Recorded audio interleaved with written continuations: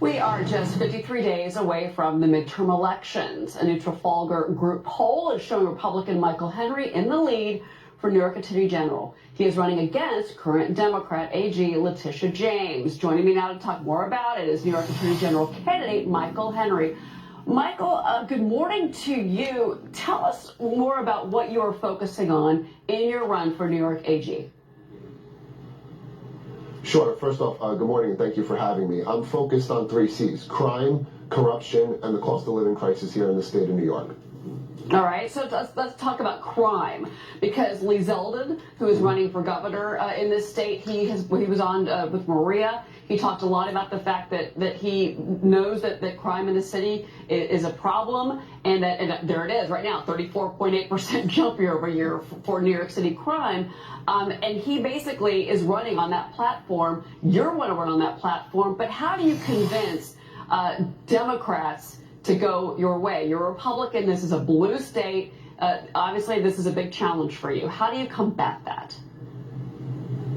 Sure. I'm in the streets every day talking to average New Yorkers that know it's time for a common sense comeback in November. And these issues transcend party affiliation. So what I do is I go into neighborhoods where Republicans typically haven't gone to, and I let them know my opponent, Letitia James, does not care about crime. She supports pro-criminal policies. She's enthusiastically accepted the endorsement of the Working Families Party, which in their questionnaire says you cannot accept police union or correctional union support, and also that you cannot support any changes to cashless bail. So I go to the voters themselves. I let them know that when I get into office, I'm going to end this. I'm working to support candidates to the state legislature who are going to repeal cashless bail. I'm going to use the bully pulpit to repeal cashless bail. I'm going to work in conjunction with local district attorneys to make sure that they have the resources that they need. I will work with the legislature to introduce program bills to get this crime crisis under control. It's not even just a New York City problem. It's a Buffalo problem. It's a Rochester problem. It's a suburban problem. It's a rural problem. And the voters know that I'm going to take this fight on, and I've made it clear. My opponent, Letitia James, does not care about the crime crisis. Oh, you also mentioned corruption. Talk about corruption.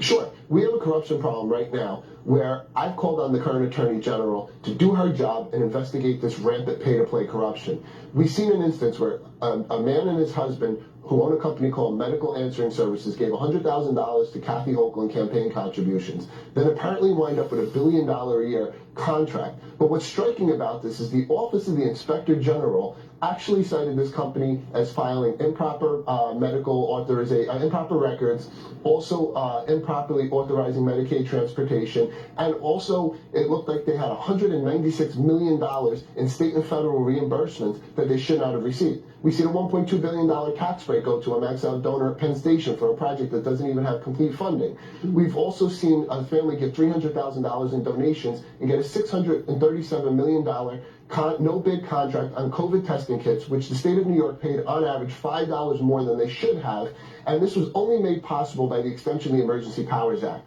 So I am ready day one to take on this corruption fight and do what we have to do, because the taxpayers in New York should not be subsidizing the re-election campaign of Kathy Hochul, and it's us, the taxpayers, that are paying for her re-election campaign. Yeah, and she